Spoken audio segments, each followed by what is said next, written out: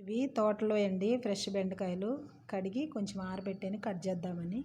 ఇదిగోండి కడిగి ఆరబెట్టుకున్నాం కదా, కట్ చేసుకున్నాను. ఇప్పుడు ఫ్రై చేసుకున్నాం.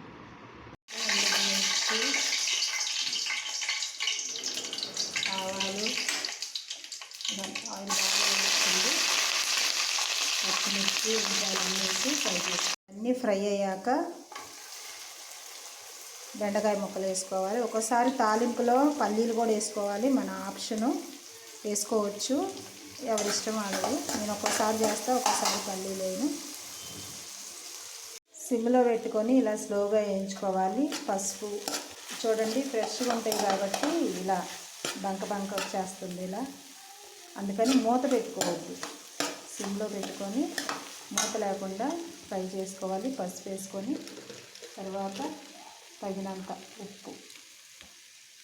ఇలా వేగిన తర్వాత ఫైనల్గా సరిపడ కారం వేసుకొని కొంచెం ఇలా పొడి పొడిలాడే ఎమ్మీ బెండకాయ ఫ్రై రెడీ అయిందండి. మీరు ట్రై చేయండి. Thank you for watching.